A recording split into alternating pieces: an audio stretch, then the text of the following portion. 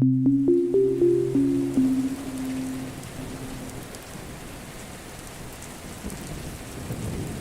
few years ago, my brother moved out and bought a house here in Newark. He wasn't married yet, and it was his first house, so he was quite anxious. There are 3 of us siblings, and he and I are the closest since we're both guys. It just so happened that I was about to start college then, and he suggested I study at the New Jersey Institute of Technology and live with him since he wasn't planning to get married anytime soon. NJIT was close to that area, and I preferred off-campus living regardless of where I studied. We're originally from Delaware, which is just a neighboring state. When he moved, he asked me to accompany him since it was school break. He didn't have a lot of stuff, but he still asked for my help, which was fine because it gave me a chance to familiarize myself with the place and the new house where I'd be living while studying. So we moved and everything was fine, but I found almost all our neighbors to be cold. I don't know why, but that's how I felt. Anyway, I didn't go out much except to go to school. My brother had a job and was always on the night shift at his new workplace, so I was alone at home most of the time, especially at night. It was fine by me since I was used to it. As long as I had food, drinks, and TV, I was good. I was very grateful to him because he was helping me financially with my studies. A few months later, I got a part-time job at a shoe store in a mall nearby, and I usually got home around 7 p.m. One night, I felt really awful because I had a fever and felt like I was coming down with the flu due to overfatigue. I regretted going to work that afternoon after my classes. When I got home, I went straight to my room and lay down. I didn't even fix myself any food or order anything because I was so tired and felt so bad. I was so eager to rest that I fell asleep the moment I hit the bed. Around midnight, I woke up drenched in sweat and really thirsty. I didn't get up right away because my head hurt and I was shivering from the fever. After about 5 minutes, I decided to get up. As I was getting up to take some medicine, I heard a noise downstairs in the living room. I thought it might be my brother, so I didn't pay much attention and started walking barefoot down the stairs. When I was halfway down, I was startled because the living room was dark. I had turned on the light before going up to my room. I asked who was there, but no one answered. That moment, I felt a chill because I realized it couldn't be my brother since he was at work. My fight or flight instinct kicked in, and I decided to go all the way down and turn on the light because the switch was right at the bottom of the stairs. When I turned on the light, I was confronted by a guy rummaging through things on the shelf. He looked at me, but he was wearing a ski mask, so I couldn't see his face. He had a sling bag and acted like he was going to pull something out. I yelled at him and he panicked and ran. I followed him and saw him go into the bathroom by the kitchen. At that moment, I ran out of the house and across the street. Thankfully, I was still in my pants and had my phone in my pocket, so I called 911 right away. I told them the guy was in the bathroom by the kitchen, so when the officers arrived, they went straight there. But he wasn't inside anymore, and the back door was open. He must have escaped that way. The officers still searched every corner of the house to make sure. I called my brother, but he couldn't come home right away because of work, which was okay since the situation was under control. They determined that the guy was trying to steal because my brother's MacBook, which was on the shelf, was missing. It turns out that in my exhaustion, I had forgotten to lock the door, which is how the guy got in. The police said there had been another report of a home invasion a few nights ago in a house not far from ours, so it wasn't a new occurrence in the area. They advised me always to lock the doors and windows and not to be complacent. They said I was lucky I wasn't harmed. Thankfully, nothing like that happened again. I was just glad I woke up while he was still in the living room, because if I had woken up to find him rummaging through my room, I might have been in real trouble, especially since I was feeling so sick at the time. This happened when I was roughly 5 years old. My mom and dad were never home since they both worked night shifts, so it was always me and my older brother, who was 15 at the time, staying at home every night. Usually, he would hang out with his 2 friends who lived in our neighborhood. As for me, I was always glued to the TV or lying around, or eating pizza while watching them play. I didn't know much about life back then, All I knew was how to play and have fun. My older brother, on the other hand, sometimes sneaked out of the house, especially at night, to go to his friend's place. He had done it a few times and would leave me alone at home once I fell asleep. Well, I never fell asleep right away, so I would just turn on the TV in my room. I didn't know what time it was, but I always guessed it was pretty late when he returned from his friend's place. To keep me from snitching, he would make me some cheese-flavored popcorn and watch TV with me until I fell asleep again and he got sleepy too. My brother wasn't mean to me at all. He loved me very much. He took care of me and looked after me, but since he was a teenager, I guess he couldn't help but be influenced by his friends. Sometimes he got bored at home and would go out at night to hang out with them for a while. One night, while I was watching TV, he told me he was going to the house next door to check out the new electric guitar one of his friends had just bought. He told me to just keep watching and he'd be back soon. He left the house and usually locked it because he had a key. I kept watching and eating potato chips. About 30 minutes passed, but he still wasn't back. I was getting sleepy but didn't want to go to bed, so I just kept watching. After a while, there was a knock at the door. I ignored it, thinking it was just my brother. But the knocking continued, softly but persistently. I decided to peek out the window to see who it was. When I looked, I saw a guy wearing a beanie and a jacket. It was cold at the time. I knew it wasn't my brother, so I just kept watching until I could see the guy's face. I saw his face. He looked like he was in his 30s. While knocking on the door, he kept glancing around to see if anyone was watching him.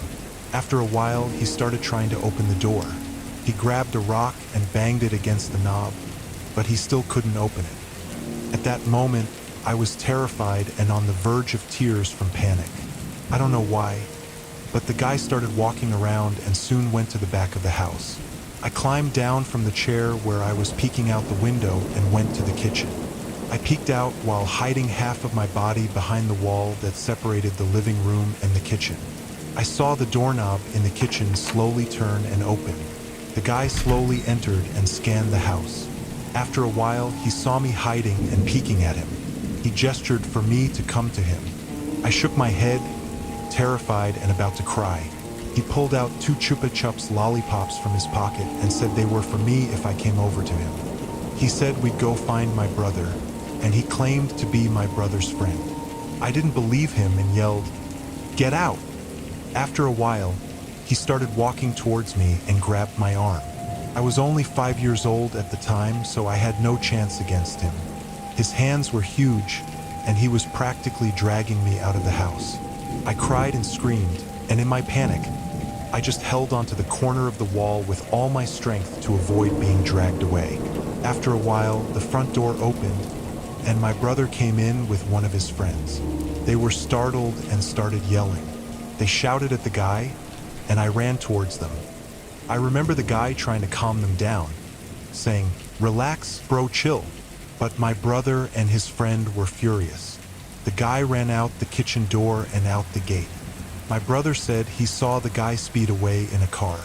When they came back inside, my brother told his friend he recognized the guy.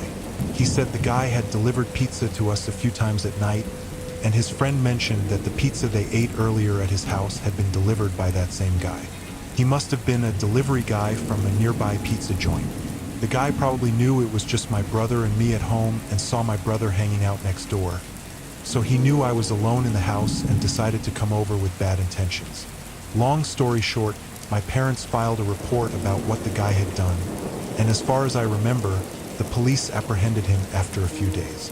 After that, my brother never went out at night again, but his friends often came over to our house. He admitted he wasn't careful and had been selfish at the time. Anyway, my brother and I are still close, and his love for me as a sibling grew even stronger after that incident. I'm just thankful they came home in time, because if they hadn't, that guy might have taken me away, and who knows what he would have done, since we never know the extent of some people's evil intentions. This happened to me a few years ago when I was still in Chicago. I was living with my then partner, and we decided to rent an apartment unit close to our workplaces. My job was mostly during the day, while my partner worked night shifts as a nurse. Our apartment wasn't anything fancy, but it was spacious enough, and we had a lot of neighbors, though I wasn't close with most of them. Many of the residents had their own problems. There were frequent fights, mostly between couples. One time, we were disturbed when a man caught his wife with another man, causing a huge commotion in their unit. We had no choice at the time since we were just starting out, and as long as we stayed out of their fights and were not affected by the chaos, it wasn't a big problem for us. We just had to endure it. Another issue in the building was the rampant drug use among some residents. We had to act vigilant since we didn't want to deal with the smoke. One time, while I was lounging on the sofa watching UFC, I heard shouting in the hallway not far from our unit. It was unusual because the sound rarely penetrated our door, but this time, it was loud and clear. I peeked out and saw the same couple I mentioned earlier fighting again, this time involving their kids as they were going through a divorce. I decided to leave it alone, thinking it was their problem, not mine. Better them than us, I thought, and locked the door. The shouting eventually stopped, and I went back to watching TV while eating. Around 8 p.m., while browsing the internet and checking emails, someone suddenly knocked on the door. It was late, and I wasn't expecting any visitors, so I was confused about who it could be. The knocking continued, growing louder and more insistent. As I approached the door to open it, I was shocked when someone suddenly started banging on it hard. The door was being battered repeatedly until it broke. Through the now large hole, I saw that it was cops outside. I was stunned, wondering what in the actual hell was happening and why police were trying to force their way into our unit. I stood there and shouted, "Hey, what is wrong, man?" But I froze in fear when they pointed guns at me and yelled at me to drop to my knees. They kept shouting, and I was panicking. I backed away slightly and ended up behind the sofa. By then, they had forced the door open, and 3 cops were pointing guns at me. I did what they said and got on my knees. They approached slowly, made me lie down, and put plastic zip ties around my wrists. They asked me where my partner and kids were. I explained that my partner wasn't home and we didn't have any kids. I told them they must have the wrong person. While one of the cops was talking on the radio, the man who had been fighting with his wife earlier suddenly opened fire. One of the cops was hit in the vest, and they returned fire. There was a firefight, and I lay there next to the sofa, scared out of my mind and almost wetting myself. The shouting and gunfire continued for about 5 minutes, then stopped. In the end, they smoked the hell out of that guy. It turned out the cops raided the wrong apartment unit due to some miscommunication between the dispatcher and the responding officers. The man had threatened his wife and kids, and he had a weapon. The woman had managed to call 911 while they were locked in a room with their kids. The whole response went to hell because they apprehended me by mistake, which alerted the man and gave him a chance to shoot first. It took about 40 minutes before they finally removed the plastic cuffs from me after confirming their mistake.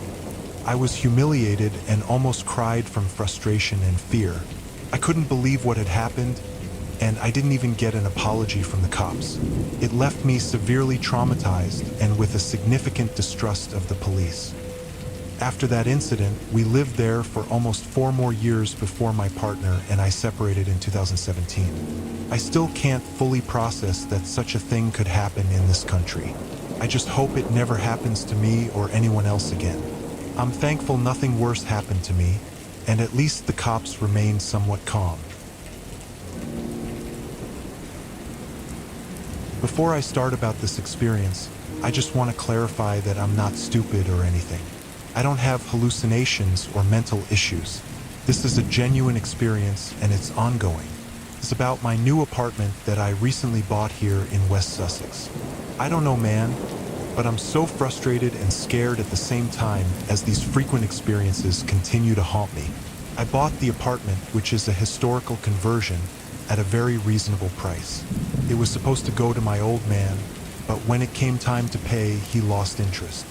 Instead of giving it to someone else, he asked me if I wanted it for my first major property, supposedly. Now, I've been living here for a few months, but I still can't find it in myself to call it home.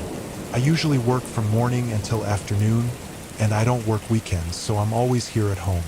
My first experience here was when I'd only been here for 2 weeks. It was a Saturday afternoon, and I was sorting out my files on my laptop and shelves, tidying up books and whatnot, when I suddenly heard a loud tap from the kitchen. The kitchen was almost empty then, just a table and a few chairs. When I went to look, I didn't see anything that could have made that noise. I just told myself it was probably my nerves because it was my first time having a place of my own, and I was also hungry since I hadn't eaten since morning that day. The second incident was when I was sleeping. I heard giggling outside in the living room. It was midnight and there wasn't any occasion outside, so there shouldn't have been anyone walking around on the side of the road, directly opposite my unit. I peeked into the living room and was spooked to see the light fixture hanging from the ceiling swaying. It was too heavy for the wind to move it, and mind you, there was no wind coming in because all my doors and windows were closed, as they should be at that ungodly hour. I scanned the living room but didn't see anything. At one point, I thought maybe someone had broken in, probably robbers who were still looking around, but there was really no one. Later, I heard the giggling again, but this time it came from my bedroom. I bolted into the bedroom but didn't find anything. It was such a creepy experience that I just turned on the TV to try to shake off the fear and hopefully fall asleep again. The third incident was just last week on a Friday afternoon. I had just come back from work and happy hour, and while fixing myself a cup of coffee, I heard footsteps running behind me. I heard the footsteps loud and clear, but bloody hell, I didn't see anyone passing by, but I could feel a presence inside the house, and I always felt like someone was watching me. That night, I just tried to pep talk myself that I could handle it and it was nothing, but I was really terrified since it was my first time experiencing something like that. And mind you, I don't have a third eye or anything to sense such things. I guess it wasn't that bad for a first-timer, right? That night, I had 2 cups of coffee, I don't know why, but my attention was heightened. While watching TV out of the corner of my eye, I could see the kitchen, the table, and the chairs. From the corner of my eye, I could make out a figure sitting there, but when I looked fully, there was nothing. It was very creepy and unsettling. Later, when I got up from my seat, I didn't turn off the TV since I felt comfortable with the background noise, and it seemed to lessen my fear.